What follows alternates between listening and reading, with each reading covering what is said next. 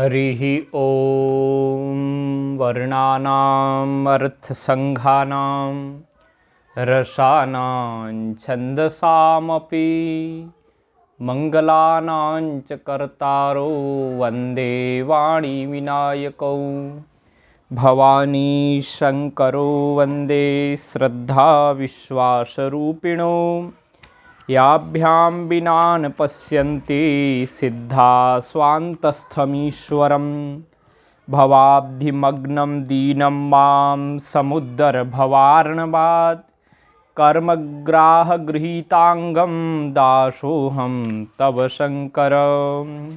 यस्य वेदमयी वाणी यस्य देवमयी तनु यस्य ब्रह्ममयी दृष्टिः स गुरुः पातु मां सदा। आद्यन्तमङ्गलमजातसमानभावम् आर्यं तमीशमजरामरमात्मदेवं पञ्चाननं प्रबलपञ्चविनोदशीलं सम्भावये मनसि शङ्करमम्बिकेशम्। नमो गोभ्यः श्रीमतीभ्यः सौरभेभ्य एव च नमो ब्रह्मसुताभ्यश्च पवित्राभ्यो नमो नमः। हर हर शंकर, जय जय शंकर। आइए आज हम 19वीं कक्षा में 19वें इस भाग में श्री शिव महापुराण की कथा को श्रवण करेंगे।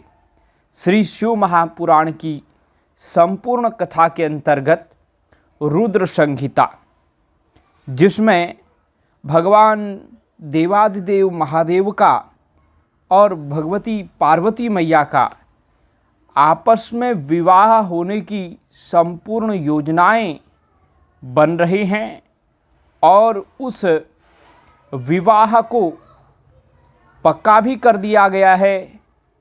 तो ये सब बातें हमने कुछ श्रवण की, कुछ अब आगे श्रवण करेंगे। और आप लोग इससे पूर्व के भी जितने वीडियो श्री शिव महापुराण के आ चुके हैं वह भी श्रवण करके धन्यता का अनुभव करें। अब इस चैनल में नए हैं तो ज़रूर चैनल को सब्सक्राइब करें, वीडियो को लाइक करें, कमेंट में हर हर महादेव जरूर लिखें।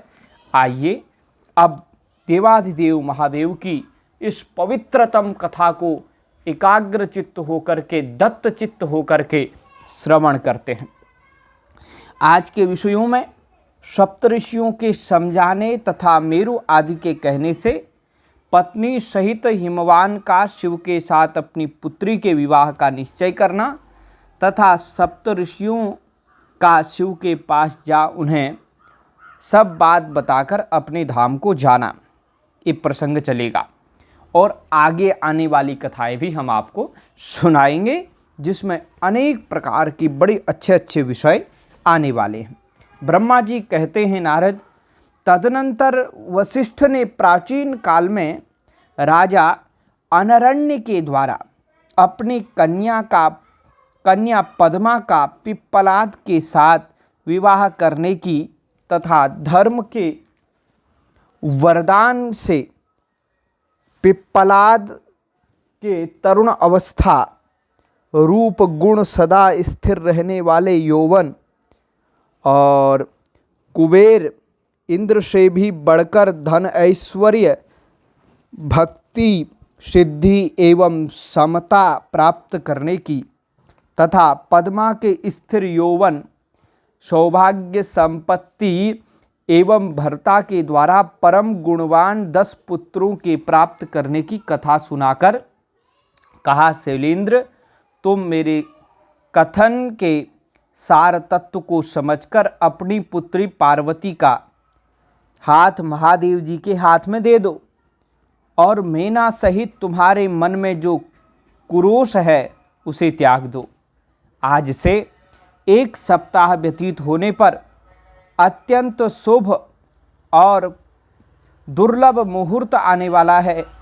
उस समय चंद्रमा लग्न के स्वामी होकर अपने पुत्र बुध के साथ लग्न में ही स्थित होंगे। उनका रोहिणी नक्षत्र के साथ योग होगा। चंद्रमा और तारे शुद्ध होंगे। मार्गशीर्ष मास के अंतर्गत संपूर्ण दोषों से रहित सोमवार को, जबकि लग्न पर संपूर्ण शुभ ग्रहों की दृष्टि होगी, पाप ग्रहों की दृष्टि नहीं होगी, तथा बृहस्पति ऐसे स्थान पर स्थित होंगे जहाँ से वो उत्तम संतान और पति का सौभाग्य देने में समर्थ होंगे। ऐसे मुहूर्त में तुम अपनी कन्या मूल प्रकृति ईश्वरी जगदम्बा पार्वती को जगत पिता भगवान शिव के हाथ में देकर कृतार्थ हो जाओ।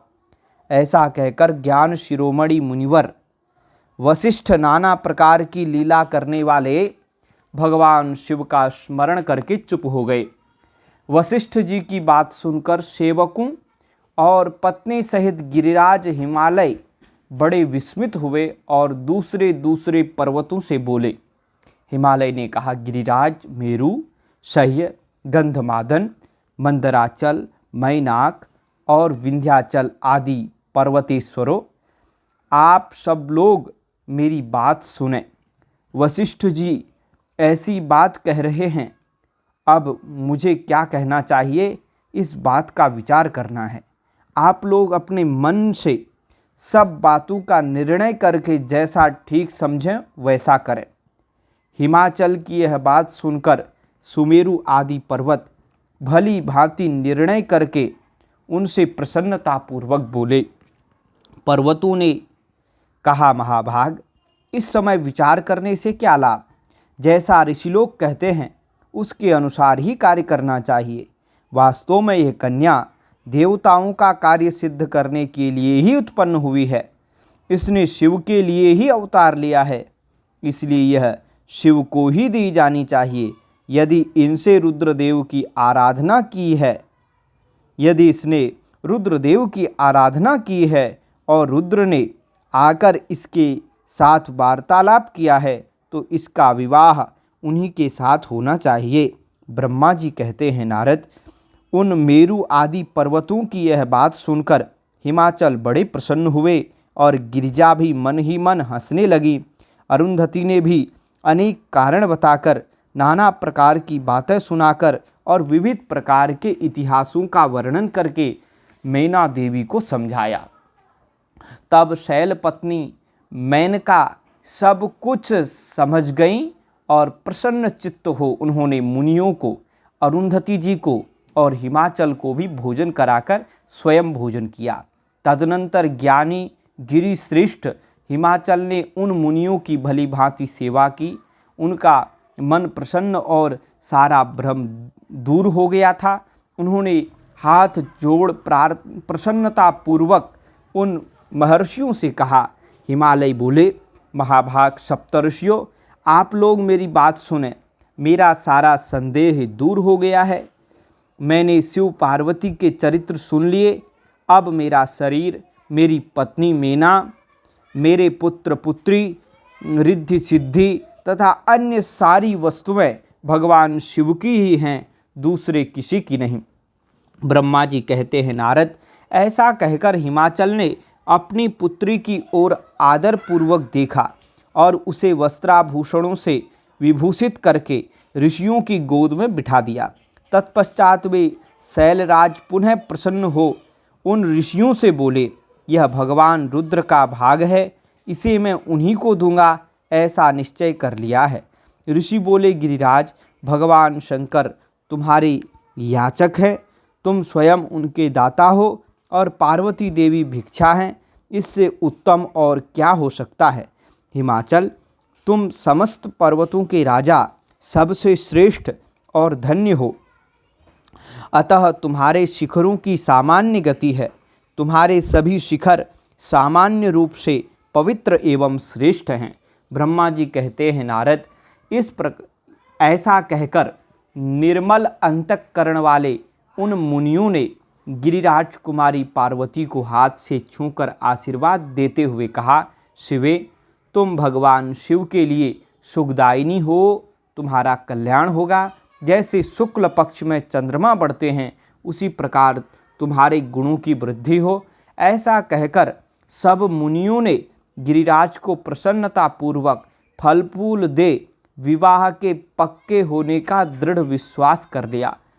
उस समय परम सती सुमुखी अरुंधति ने प्रसन्नता पूर्वक भगवान शिव के गुणों का बखान करके मैना को लुभा लिया। तदनंतर गिरिराज हिमवान ने परम उत्तम मांगलिक लोकाचार का आश्रय ले हल्दी और कुंकुम से अपनी दाढ़ी मूछ का मार्जन किया।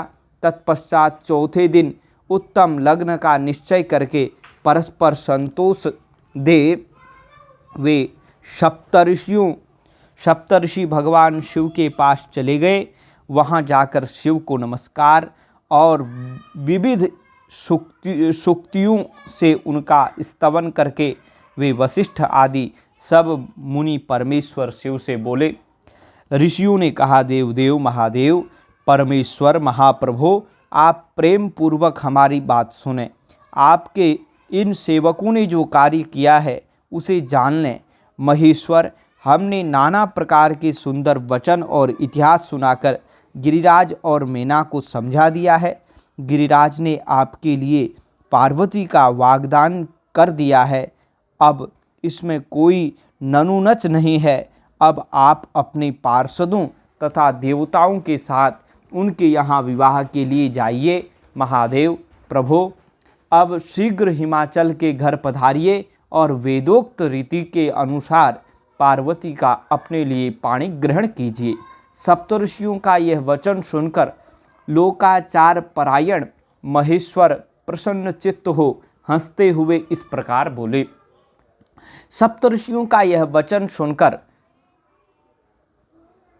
और महेश्वर ने कहा, महाभाग सप्तऋषियों, विवाह को तो मैंने न कभी देखा है, विवाह को तो न कभी मैंने देखा है और न सुना ही है।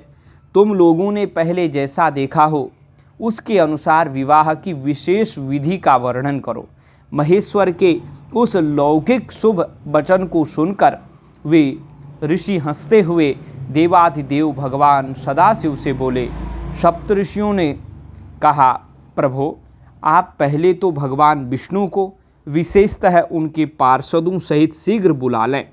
फिर पुत्रों सहित ब्रह्मा जी को, देवराज इंद्र को, समस्त ऋषियों को, यक्ष गंधर्व किन्नर सिद्ध विद्याधर और अप्सराओं को प्रसन्नता पूर्वक आमंत्रित करें।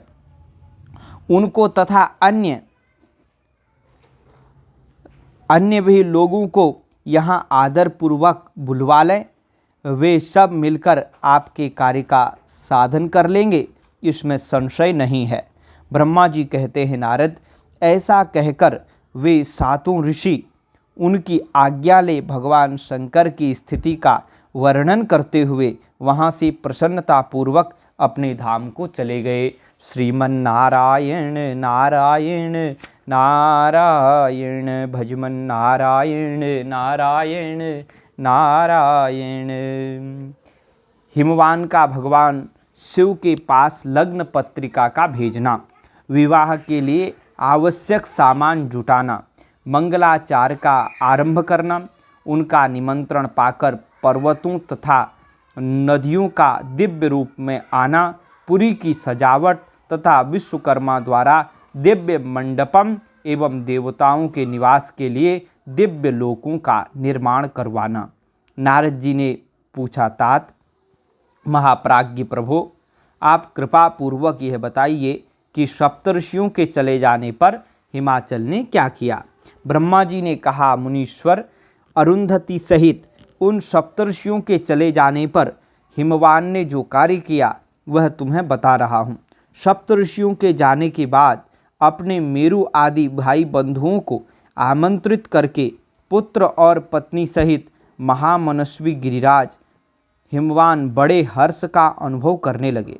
तदनंतर ऋषियों की आज्ञा के अनुसार हिमवान ने अपने पुरोहित गर्ग जी से बड़ी प्रसन्नता के साथ लग्न पत्रिका लिखवाई। उस पत्रिका को उन्होंने भगवान शिव के पास भेजा।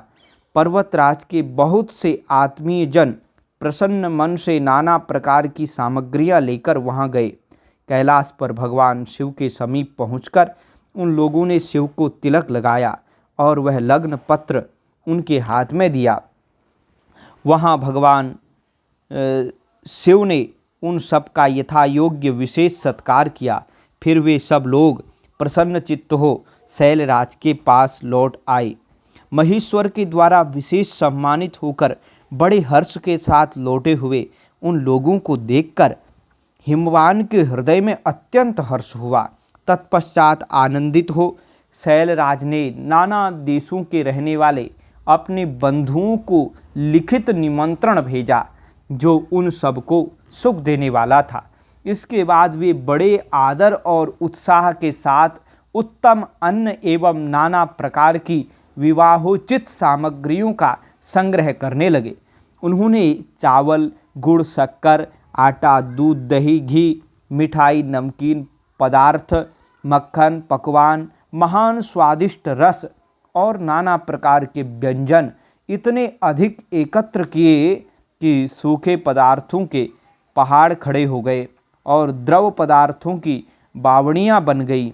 शिव के पार्षदों और देवताओं के लिए हितकर नाना प्रकार की वस्तुएं, भांति भांति के बहुमूल्य वस्त्र आग में तपाकर शुद्ध किए सुवर्ण, रजत और विभिन्न प्रकार के मणिरत्न इनका तथा अन्य उपयोगी द्रव्यों का विधि पूर्वक संग्रह करके गिरिराज ने मंगलकारी दिन में मांगलिक कृत्य करना आरंभ किया। पर्वतराज के घर की स्त्रियों ने पार्वती का संस्कार करवाया। भांति भांति के आभूषणों से विभूषित हुई राजभवन की उन सुंदरी स्त्रियों ने सानंद मंगल कार्य का संपादन किया। नगर के ब्राह्मणों की स्त्रियों ने स्वयं बड़े हर्ष के साथ लोकाचार का अनुष्ठान किया। उसमें मंगल पूर्वक भांति भांति के उत्सव मनाए गए। हर्ष भरे हृदय से उत्तम मंगलाचार का संपादन करके हिमालय भी सर्वतोभावेन बड़े प्रसन्न हुए और अपने निमंत्रित बंधु जनों के आगमन की उत्सुकता पूर्वक प्रतीक्षा करने लगे। इसी बीच में उनके निमंत्रित बंधु बांधव आने लगे। देवताओं के निवासभूत गिरिराज सुमेरु दिव्य रूप धारण करके नाना प्रकार के मणियों तथा महारत्नों को यत्नपूर्वक साथ ले अपने स्त्री पुत्रों के साथ हिमालय के घर आए। मदराचल, अस्ताचल, उदयाचल, मलय, दर्दुर, निषद, गंधमादन, करवीर, महेंद्र, पारियात्र, क्रौंच, पुरुषोत्तम, शैल, नील, चित्रकूट, त्रिकूट, वेंकट, श्रीशैल, गोकामुख, नारद, विंध्य, कालंजर, कैलाश तथा अन्य पर्वत दिव्य रूप धारण कर अपने स्त्री पुत्रों के साथ बहुत सी भेंट सामग्री ले वहाँ उपस्थित हुए। दूसरे द्वीपों में तथा यहाँ भी जो पर्वत हैं वे सब हिमालय के घर पधारे। शिवा और शिव का यह विवाह है, यह जानकर सबने बड़ी प्रसन्नता के साथ वहाँ पदार्पण किया। सोनभद्र आदि नद और संपूर्ण नदियाँ दिव्य नर नारियों के रूप धारण कर नाना प्रकार के अलंकारों से अलंकृत हो शिव पार्वती का विवाह देखने के लिए आए। गोदावरी, यमुना, सरस्वती, वेणी, गंगा, नर्मदा तथा अन्य श्रेष्ठ सरिताएं भी बड़ी प्रसन्नता के साथ हिमवान के यहाँ आई हैं। उन सब के आने से हिमालय की दिव्य पुरी सब ओर से भर गई। वह सब प्रकार की शोभाओं से संपन्न थी। वहाँ बड़े बड़े उत्सव हो रहे थे। ध्वजा पताकाएँ फहरा रही थीं। बंदरवारों से उसकी अधिक शोभा होती थी। चारों ओर चंदोवे तने होने से वहाँ सूर्य का दर्शन नहीं होता था। भांति भांति की नीली, पीली आदि प्रभा उस पुरी को शोभा बढ़ाती थी, उस पुरी की शोभा बढ़ाती थी। हिमालय ने भी बड़ी प्रसन्नता के साथ अपने यहाँ पधारे हुए सभी स्त्री पुरुषों का यथा योग्य आदर सत्कार किया और सबको अलग अलग सुंदर स्थानों में ठहराया। अनेकानेक उपयुक्त सामग्री देकर सबको पूर्ण संतुष्ट किया। मुनिश्रेष्ठ, तदनंतर शैलराज हिमवान ने प्रसन्न हो महान उत्सव से परिपूर्ण अपने नगर को विचित्र रीति से सजाना आरंभ किया। सड़कों को झाड़ बुहार कर उन पर छिड़काव कराया। उन्हें बहुमूल्य साधनों से सुसज्जित एवं शोभित किया। प्रत्येक घर के दरवाजे पर केले आदि मांगलिक वृक्ष लगवाए और उन्हें मांगलिक द्रव्यों से संयुक्त किया। आंगन को केले के खंभों से सजाया। रेशम की डोरों में आम के पल्लव बांधकर बंधनवारें बनवाई और उन्हें उन खंभों के चारों ओर लगवा दिया। मालती के फूलों की मालाएं उस आंगन के सब ओर लटका दी गई। सुंदर तोरणों से वह आंगन का भाग अत्यंत प्रकाशमान जान पड़ता था। चारों दिशाओं में मंगल सूचक शुभ द्रव्य रखे गए थे जो उस प्रांगण की शोभा बढ़ा रहे थे। इसी प्रकार अत्यंत प्रसन्नता से भरे हुए गिरिराज हिमवान ने महान प्रभावशाली गर्ग मुनि को आगे करके अपनी पुत्री के लिए प्रस्तुत करने योग्य सारा उत्तम मंगल कार्य संपन्न किया। उन्होंने विश्वकर्मा को बुलाकर आदरपूर्वक एक मंडप बनवाया जिसका विस्तार बहुत अधिक था। वेदी आदि के कारण वह मंडप बहुत मनोहर जान पड़ता था। देवर से वह मंडप कई योजन विस्तृत था। अनेक शुभ लक्षणों से युक्त तथा नाना प्रकार के आश्चर्यों से परिपूर्ण था। वहाँ स्थावर और जंगम सभी वस्तुएं कृत्रिम बनी थी परंतु असली वस्तुओं के समान प्रतीत होती थी। उनसे उस मंडप की मनोहरता बढ़ गई थी। वहाँ सब ओर ऐसी अद्भुत वस्तुएं थीं जो उस मंडप का सर्वस्व जान पड़ती थी। नाना प्रकार की निराली वस्तुओं का चमत्कार वहाँ छा रहा था। वहाँ की स्थावर वस्तुओं के जंगम और जंगम वस्तुओं से स्थावर पराजित हो रहे थे, अर्थात वे एक दूसरे से बढ़कर शोभाशाली और चमत्कारपूर्ण दिखाई देते थे। उस मंडप की स्थल भूमि जल से पराजित हो रही थी, अर्थात चतुर से चतुर मनुष्य भी यह नहीं जान पाते थे कि इसमें कहाँ जल है और कहाँ स्थल है। कहीं कृत्रिम सिंह बने थे, कहीं सारसों की पंक्तियाँ, कहीं बनावटी मोर थे जो अपनी सुंदरता से मन को मोह लेते थे, कहीं कृत्रिम स्त्रियाँ थीं जो पुरुषों के साथ नृत्य करती हुई देखी जाती थी। वे कृत्रिम होने पर भी सब लोगों की ओर देखती और उनके मन को मोह में डाल देती थी। उसी विधि से मनोहर द्वारपाल बने थे जो स्थावर होने पर भी जंगमों के समान जान पड़ते थे। वे अपने हाथों से धनुष उठाकर उन्हें खींचते देखे जाते थे। द्वार पर कृत्रिम महालक्ष्मी खड़ी थीं जिनकी रचना अद्भुत थी। वह समस्त शुभ लक्षणों से संयुक्त दिखाई देती थी। उन्हें देखकर ऐसा जान पड़ता था मानो क्षीर सागर से साक्षात लक्ष्मी ही आ गई हों। उस मंडप में स्थान स्थान पर सजे सजाए कृत्रिम हाथी खड़े किए गए थे जो असली हाथियों के समान ही प्रतीत होते थे। घुड़सवारों सहित घोड़े और हाथी सवारों सहित हाथी बनाए गए थे। जहाँ तहाँ रथियों सहित रथ बने थे जो कृत्रिम अश्वों से ही खींचे जाते थे। उन्हें देखकर लोगों को बड़ा आश्चर्य होता था।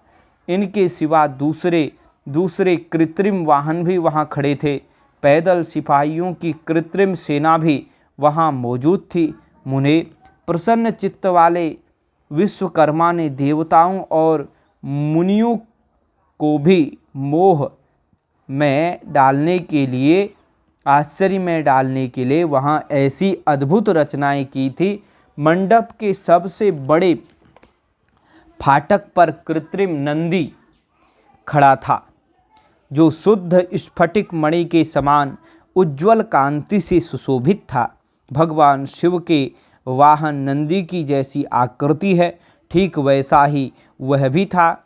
वह उस कृत्रिम नंदी के ऊपर रत्न विभूषित महादिव्य पुष्पक शोभा पाता था, जो पल्लवों तथा श्वेत चामरों से सजाया गया था।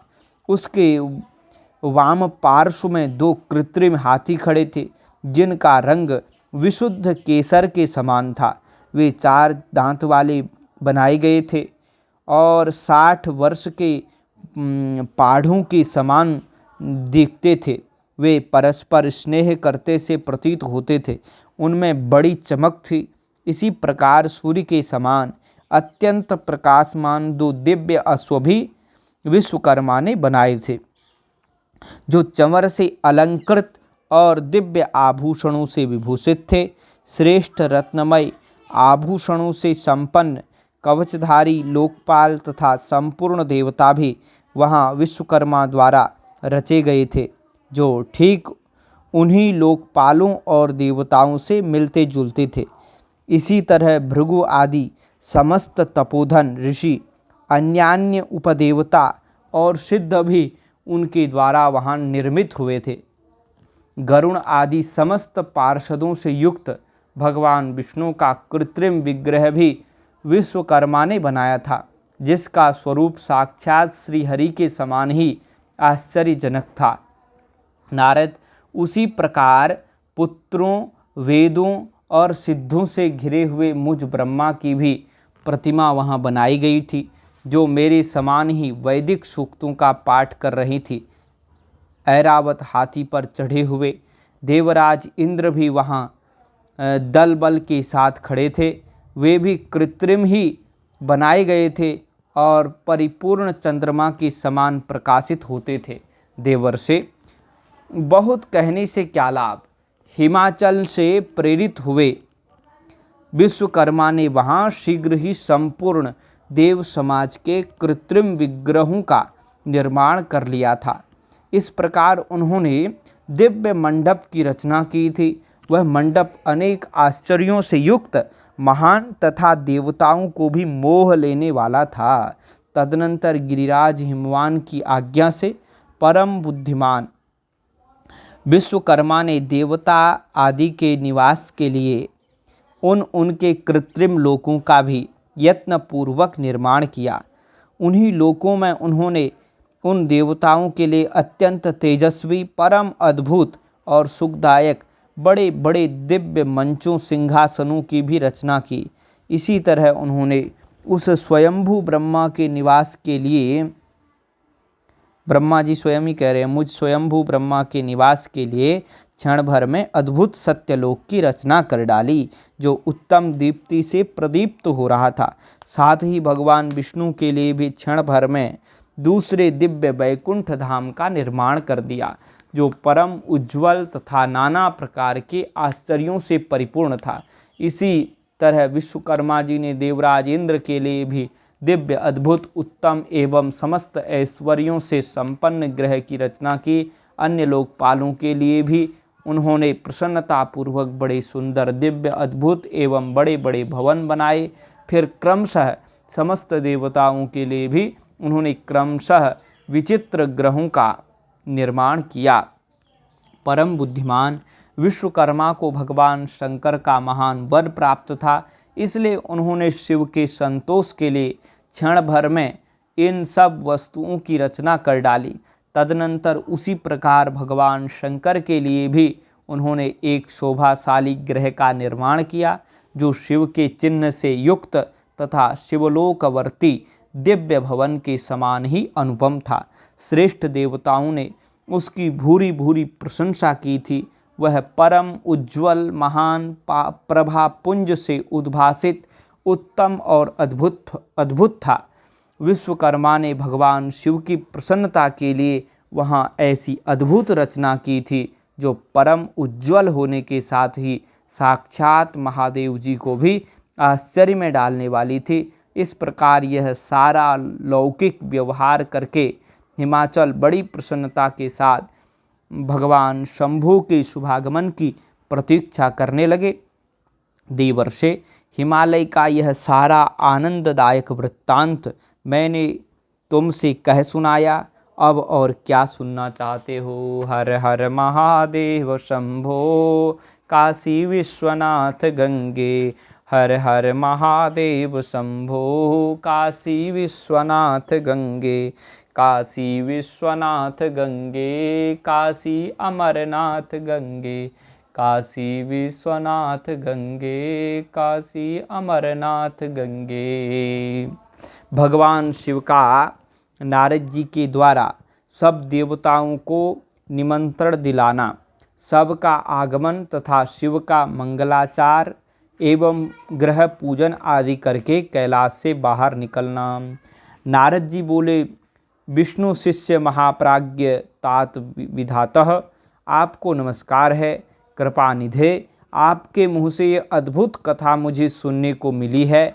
अब मैं भगवान चंद्रमौली के परम मंगलमय तथा समस्त पाप राशि के विनाशक वैवाहिक चरित्र को सुनना चाहता हूँ।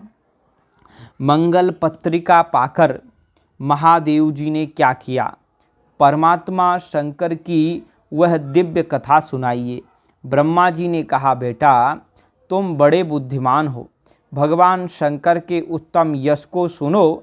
मंगल पत्रिका पाकर भगवान शंकर ने जो कुछ किया वह बताता हूँ।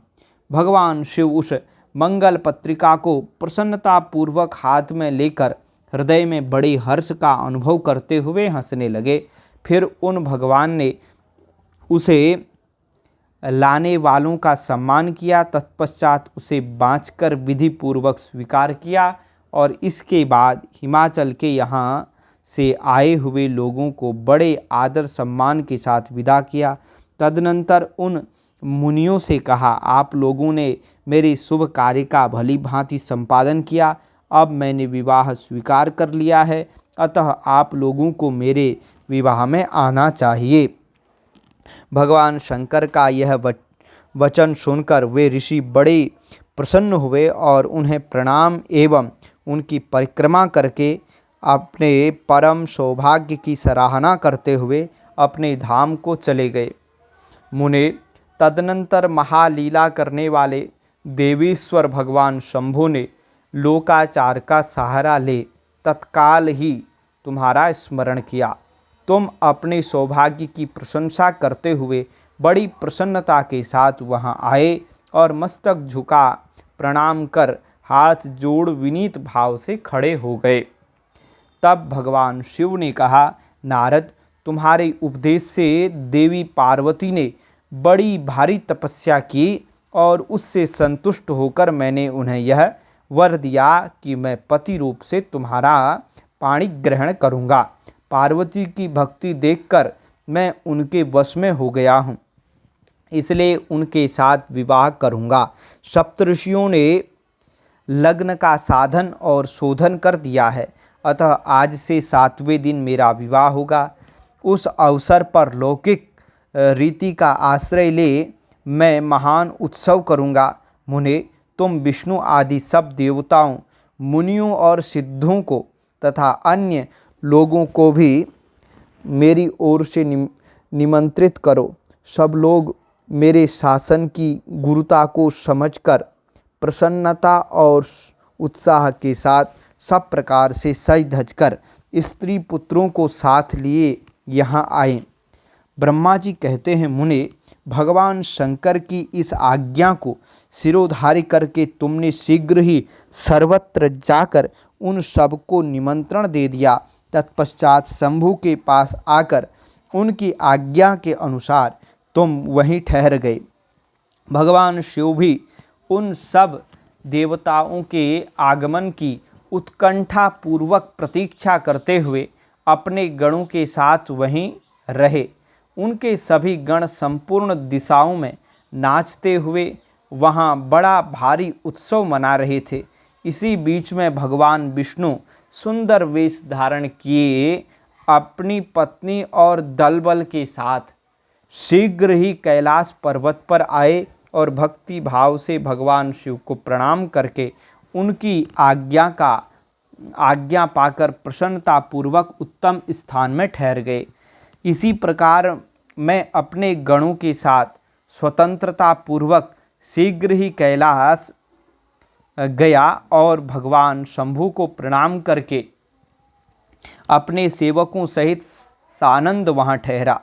तदनंतर इंद्र आदि लोकपाल और उनकी स्त्रियां आवश्यक सामान के साथ खूब सज धज कर वहाँ आई। वे सब के सब उत्सव मना रहे थे। तत्पश्चात मुनि, नाग, सिद्ध, उपदेवता तथा अन्य लोग भी निमंत्रित हो उत्सव मनाते हुए वहाँ आए। उस समय महेश्वर ने वहाँ आए हुए सब देवता आदि का पृथक पृथक सहर्ष स्वागत सत्कार किया। फिर तो कैलाश पर्वत पर बड़ा अद्भुत और महान उत्सव होने लगा। देवांगनाओं ने उस अवसर पर यथायोग्य नृत्य आदि किया। विष्णु आदि जो देवता भगवान शंभु की वैवाहिक यात्रा संपन्न कराने के लिए इस समय वहाँ आए थे, वे सब यथास्थान ठहर गए। भगवान शिव की आज्ञा पाकर सब लोग उनके प्रत्येक कार्य को अपना ही कार्य समझकर नियंत्रित रूप से करने लगे और इसे शिव की सेवा मानने लगे। उस समय सातों मातृकाएं वहाँ बड़ी प्रसन्नता के साथ शिव को यथायोग्य आभूषण पहनाने लगीं। मुनि श्रेष्ठ, परमेश्वर भगवान शिव का जो स्वाभाविक वेश था वही उनकी इच्छा से उनके लिए आभूषण की सामग्री बन गया। उस समय चंद्रमा स्वयं उनके मुकुट के स्थान पर आ विराजे। उनका जो सुंदर लाटवर्ती तीसरा नेत्र था वही शुभ तिलक बन गया। मुने, कानों के आभूषणों के रूप में जो 2 सर्प बताए गए हैं वे नाना प्रकार के रत्नों से युक्त हो कुंडल बन गए। अन्यान्य अंगों में स्थित सर्प उन अंगों के अति रमणीय नाना रत्नमय आभूषण हो गए। उनके शरीर में जो भस्म लगा हुआ था वही चंदन आदि का अंगराग बन गया और उनके जो गज चर्म आदि परिधान थे वे सुंदर दिव्य दुकूल बन गए। इस प्रकार उनका रूप इतना सुंदर हो गया कि उसका वर्णन करना कठिन है। वे साक्षात ईश्वर तो थे ही, उन्होंने पूरा ऐश्वर्य प्राप्त कर लिया। तदनंतर समस्त देवता, यक्ष, दानव, नाग, पक्षी, अप्सरा और महर्षि गण मिलकर भगवान शिव के समीप गए और महान उत्सव मनाते हुए प्रसन्नता पूर्वक उनसे बोले, महादेव, महेश्वर, अब आप महादेवी गिरिजा को ब्याह लाने के लिए हम लोगों के साथ चलिए, हम पर कृपा कीजिए। तत्पश्चात विज्ञान से संपन्न हृदय वाले भगवान विष्णु ने भगवान शंकर को भक्ति भाव से प्रणाम करके उपर्युक्त प्रस्ताव के अनुरूप ही बात कही। भगवान विष्णु बोले, शरणागत वत्सल, देवदेव महादेव, प्रभो, आप अपने भक्तजनों का कार्य सिद्ध करने वाले हैं, अतः मेरा एक निवेदन सुनिए। कल्याणकारी शंभो, आप ग्रह सूक्तोक्त विधि के अनुसार गिरिराज कुमारी पार्वती देवी के साथ अपने विवाह का कार्य कराइए। हर आपके द्वारा विवाह की विधि का संपादन होने पर वही लोक में सर्वत्र विख्यात हो जाएगी। अतः नाथ, आप कुल धर्म के अनुसार प्रेम पूर्वक मंडप स्थापन और नांदी मुख श्राद्ध कराइए तथा लोक में अपने यश का विस्तार कीजिए। ब्रह्मा जी कहते हैं, नारद, भगवान विष्णु के ऐसा कहने पर लोकाचार परायण परमेश्वर शंभु ने विधि पूर्वक सब कार्य किया। उन्होंने सारा आभ्युदयिक कार्य कराने के लिए मुझको ही अधिकार दे दिया था। अर्थात ब्रह्मा जी कह रहे हैं, मेरे को अधिकार दे दिया था। अतः वहाँ मुनियों को साथ ले मैंने आदर और प्रसन्नता के साथ वह सब कार्य संपन्न किया। महामुने, उस समय कश्यप, अत्रि, वशिष्ठ, गौतम, भागुरी, गुरु, कण्व, बृहस्पति, शक्ति, जमदग्नि, पराशर, मार्कंडेय, शिलापाक, अरुणपाल, अकृतश्रम, अगस्त्य, च्यवन, गर्ग, शिलाद, दधीचि, उपमन्यु, भरद्वाज, अकृतव्रण, पिप्पलाद, कुशिक, कौत्स तथा शिष्यों सहित व्यास, ये और दूसरे बहुत से ऋषि जो भगवान शिव के समीप आए थे, मेरी प्रेरणा से विधि पूर्वक वहाँ आभ्युदय कर्म कराने लगे। वे सब के सब वेदों के पारंगत विद्वान थे, अतः वेदोक्त विधि से वैवाहिक मंगलाचार करके ऋग्वेद, यजुर्वेद और सामवेद के विविध उत्तम सूक्तों द्वारा महेश्वर की रक्षा करने लगे। उन सब ऋषियों ने बड़ी प्रसन्नता के साथ बहुत से मंगल कार्य कराए। मेरी और शंभु की प्रेरणा से उन्होंने विघ्नों की शांति के लिए प्रीतिपूर्वक ग्रहों का और समस्त मंडपवर्ती देवताओं का पूजन किया। वह सब लौकिक वैदिक कर्म यथोचित रीति से करके भगवान शिव बहुत संतुष्ट हुए और उन्होंने प्रसन्नतापूर्वक ब्राह्मणों को प्रणाम किया। तदनंतर वे सर्वेश्वर महादेव देवताओं और ब्राह्मणों को आगे करके उस गिरिश्रेष्ठ कैलाश से बलपूर्वक निकले। कैलाश से बाहर जाकर देवताओं और ब्राह्मणों के साथ भगवान शंभु, जो नाना प्रकार की लीलाएं करने वाले हैं, सानंद खड़े हो गए। उस समय वहाँ महेश्वर के संतोष के लिए देवता आदि ने मिलकर बहुत बड़ा उत्सव मनाया। बाजे बजे तथा गान और नृत्य हुए। श्रीमन्नारायण नारायण नारायण, श्रीमन्नारायण नारायण नारायण, श्रीमन्नारायण नारायण नारायण। हर हर शंकर जय जय शंकर, हर हर शंकर जय जय शंकर। अब आगे की कथा श्रवण करते हैं। भगवान शिव का बारात लेकर हिमालय पुरी की ओर प्रस्थान करना। ब्रह्मा जी कहते हैं, मुने, तदनंतर भगवान शंभु ने नंदी आदि सब गणों को अपने साथ हिमाचल पुरी को चलने की प्रसन्नतापूर्वक आज्ञा देते हुए कहा, तुम लोग थोड़े से गणों को यहाँ रखकर शेष सभी लोग मेरे साथ बड़े उत्साह और आनंद से युक्त हो गिरिराज हिमालय के नगर को चलो।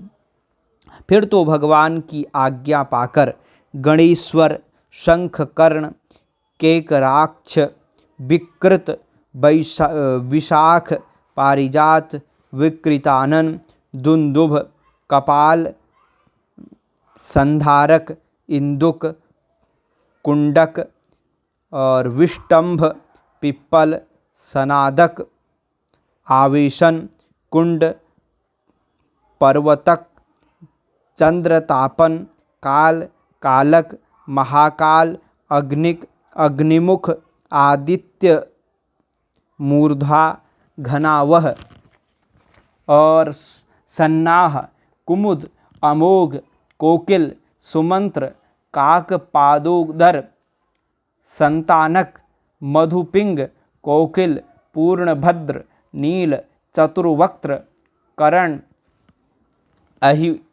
अहिरोमक, यज्वाक्ष, शतमन्यु, मेघमन्यु, काष्ठागूढ़, विरूपाक्ष, सुकेश, वृषभ, सनातन, तालकेतु, षण्मुख, चैत्र, स्वयंप्रभु, लकुलीश, लोकांतक, दीप्तात्मा, दैत्यांतक, भृंगिरिटी, देवदेव प्रिय, असनी, भानुक, प्रमथ तथा वीरभद्र अपने असंख्य कोटि कोटि गणों तथा भूतों को साथ लेकर चले।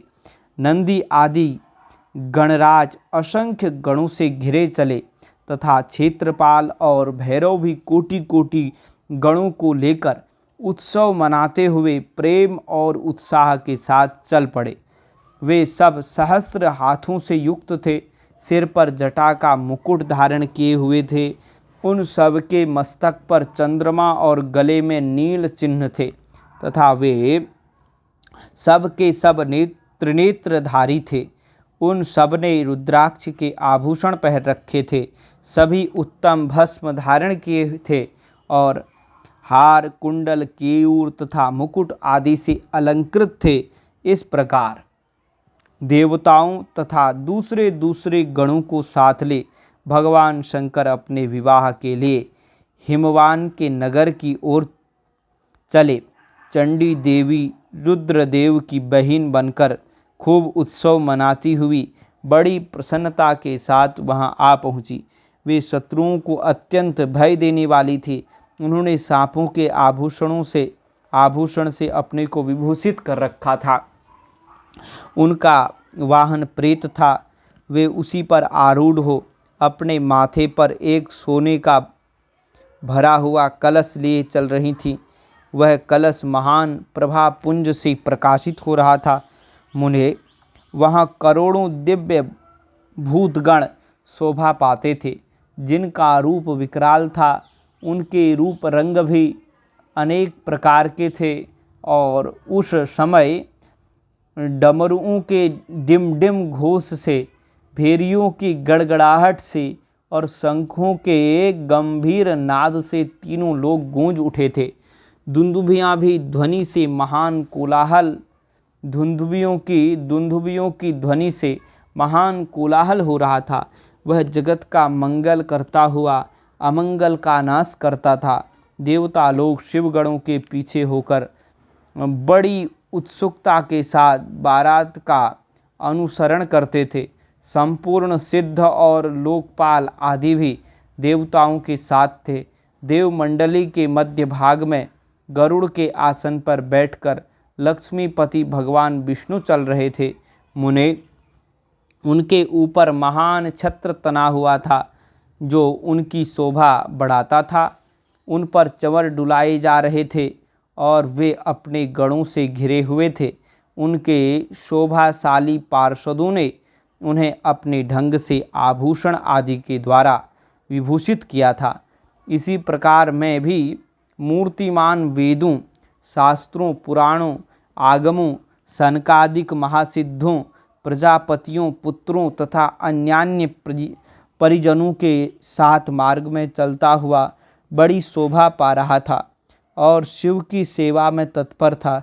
देवराज इंद्र भी नाना प्रकार के आभूषणों से विभूषित हो ऐरावत हाथी पर आरूढ़ होकर अपने सेना के बीच से चलते हुए अत्यंत सुशोभित हो रहे थे।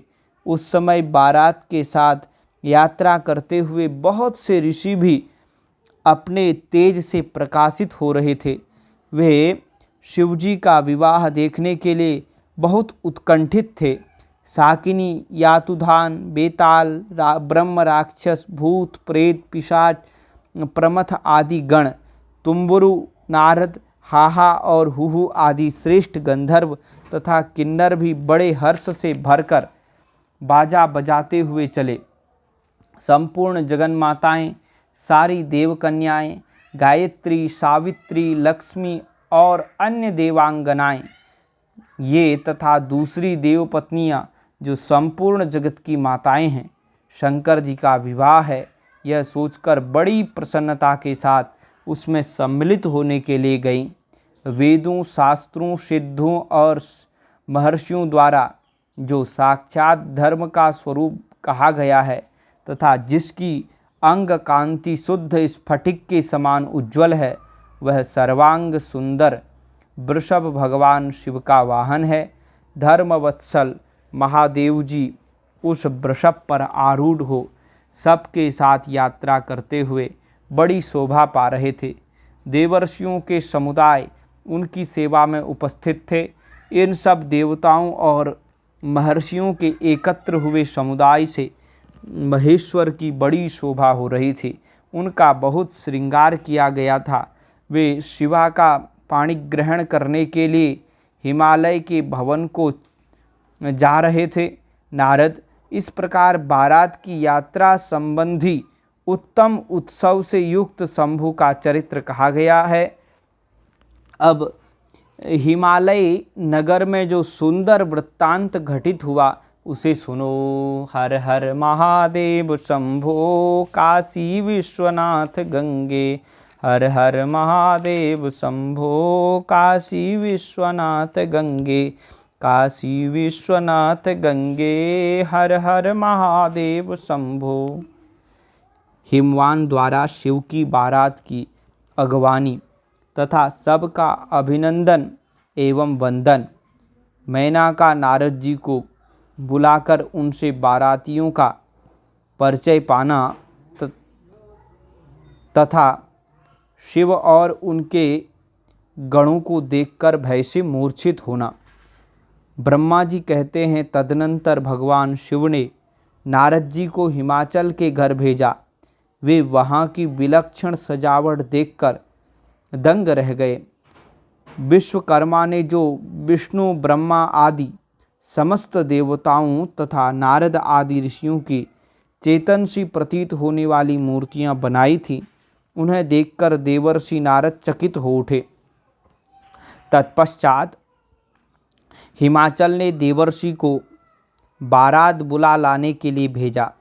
साथ ही उस बारात की अगवानी के लिए मैनाक आदि पर्वत भी गए। तदनंतर विष्णु आदि देवताओं तथा आनंदित हुए अपने गणों के साथ भगवान शिव हिमालय नगर के समीप सानंद आ पहुँचे। गिरिराज हिमवान ने जब यह सुना कि सर्वव्यापी शंकर मेरे नगर के निकट आ पहुँचे हैं, तब उन्हें बड़ी प्रसन्नता हुई। तदनंतर उन्होंने बहुत सा सामान एकत्र करके पर्वतों और ब्राह्मणों को महादेव जी के साथ वार्तालाप करने के लिए भेजा। स्वयं भी बड़ी भक्ति के साथ वे प्राण प्यारे महेश्वर का दर्शन करने के लिए गए। उस समय उनका हृदय अधिक प्रेम के कारण द्रवित हो रहा था और वे प्रसन्नतापूर्वक अपने सौभाग्य की सराहना करते थे। उस समय समस्त देवताओं की सेना को उपस्थित देख हिमवान को बड़ा विस्मय हुआ और वे अपने को धन्य मानते हुए उनके सामने गए। देवता और पर्वत एक दूसरे से मिलकर बहुत प्रसन्न हुए और अपने आप को कृतकृत्य मानने लगे। महादेव जी को सामने देखकर हिमालय ने उन्हें प्रणाम किया। साथ ही समस्त पर्वतों और ब्राह्मणों ने भी सदा शिव की वंदना की। वे वृषभ पर आरूढ़ थे, उनके मुख पर प्रसन्नता छा रही थी। वे नाना प्रकार के आभूषणों से विभूषित थे और अपने दिव्य अंगों के लावण्य से संपूर्ण दिशाओं को प्रकाशित कर रहे थे। उनका श्रीअंग अत्यंत महीन, नूतन और सुंदर रेशमी वस्त्र से सुशोभित था। उनके मस्तक का मुकुट उत्तम रत्नों से जटित होने के कारण बड़ी शोभा पा रहा था। वे अपनी पावन प्रभा का प्रसार करते हुए हंस रहे थे। उनका प्रत्येक अंग भूषण बने हुए सर्पों से युक्त था तथा उनकी अंग कांति बड़ी अद्भुत दिखाई देती थी। दिव्य कांति से संपन्न उन महेश्वर की सुरेश्वर गण हाथ में चंवर लिए सेवा कर रहे थे।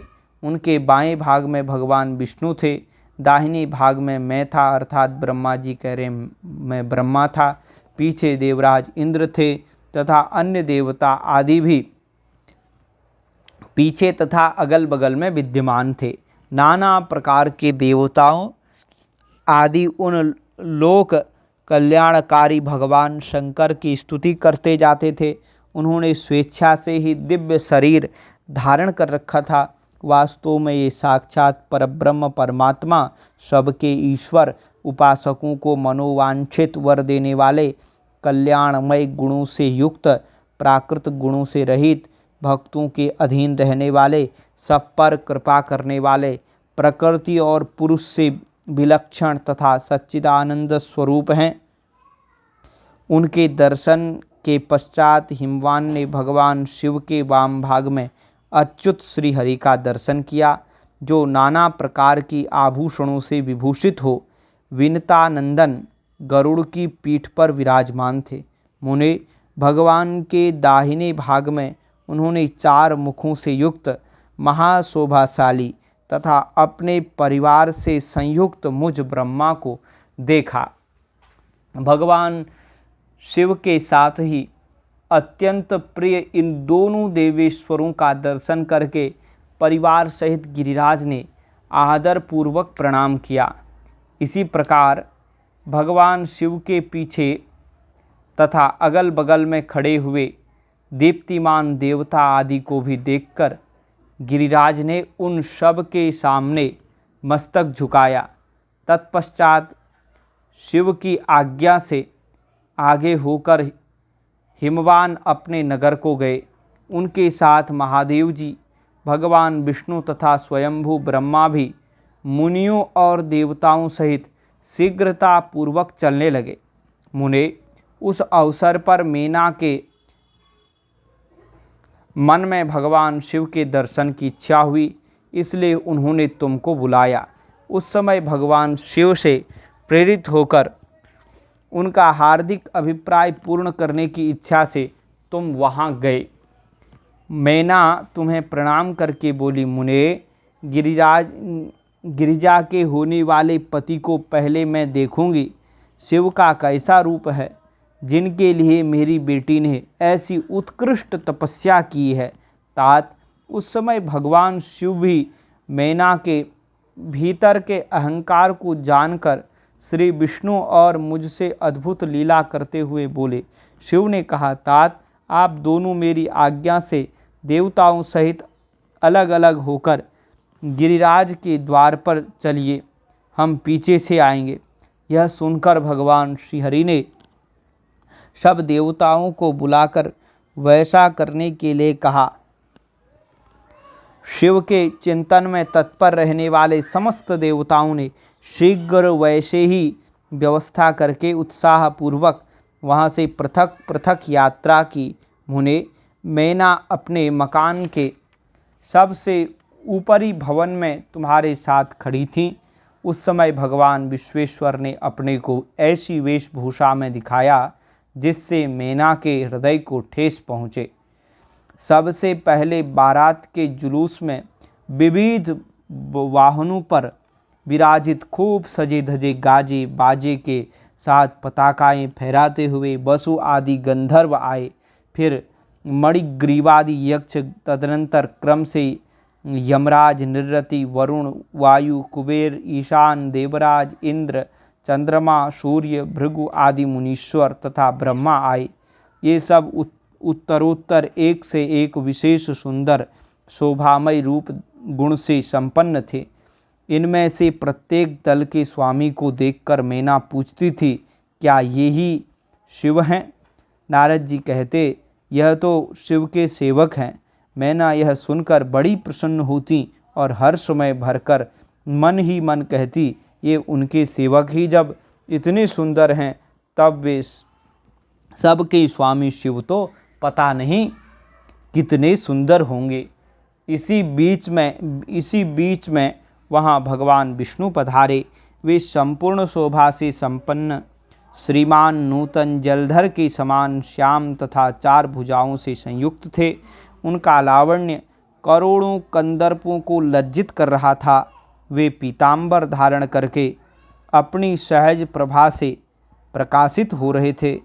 उनके सुंदर नेत्र प्रफुल्ल कमल की शोभा को छीन लेते थे। उनकी आकृति से शांति बरस रही थी। पक्षीराज गरुड़ उनके वाहन थे। शंख चक्र आदि लक्षणों से युक्त मुकुट आदि से विभूषित वक्षस्थल में श्रीवत्स का चिन्ह धारण किए वे लक्ष्मीपति विष्णु अपने अप्रमेय प्रभा पुंज से प्रकाशमान थे। उन्हें देखते ही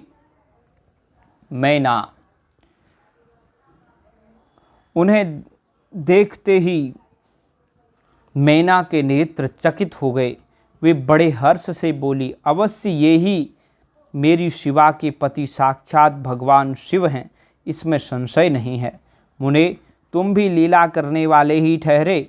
अतः मैना की यह बात सुनकर उनसे बोले, देवी, ये शिवा के पति नहीं हैं, अपितु भगवान केशव श्रीहरि हैं। भगवान शंकर के संपूर्ण कार्यों के अधिकारी तथा उनके प्रिय हैं। पार्वती के पति जो दूल्हा शिव हैं, उन्हें इनसे भी बढ़कर समझना चाहिए। उनकी शोभा का वर्णन मुझसे नहीं हो सकता। वे ही संपूर्ण ब्रह्मांड की अधिपति, सर्वेश्वर तथा स्वयं प्रकाश परमात्मा हैं।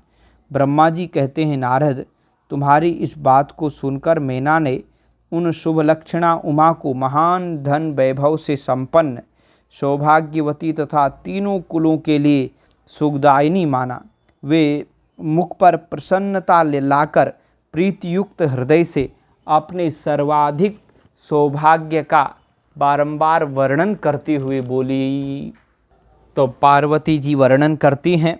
मैना ने कहा, पार्वती जी की माता जी मैना नहीं, मेनका भी इनका नाम है। तो मैना ने कहा, इस समय मैं पार्वती को जन्म देने के कारण सर्वथा धन्य हो गई। ये गिरीश्वर भी धन्य हैं तथा मेरा सब कुछ परम धन्य हो गया।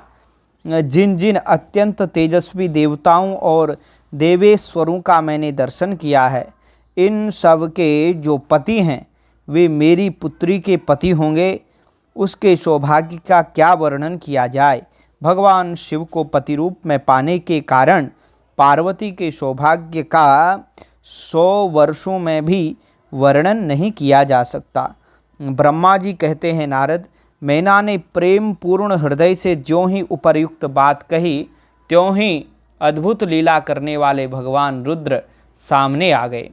तात उनके सभी गण अद्भुत तथा मैना के अहंकार को चूर्ण करने वाले थे। भगवान शिव अपने आप को माया से निर्लिप्त एवं निर्विकार दिखाते हुए वहां आए।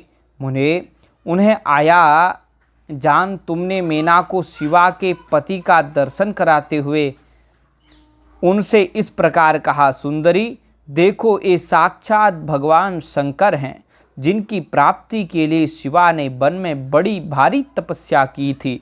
तुम्हारे ऐसा कहने पर मैना ने बड़ी प्रसन्नता के साथ अद्भुत आकार वाले भगवान महेश्वर की ओर देखा। वे स्वयं तो अद्भुत थे ही, उनके अनुचर भी बड़े अद्भुत थे।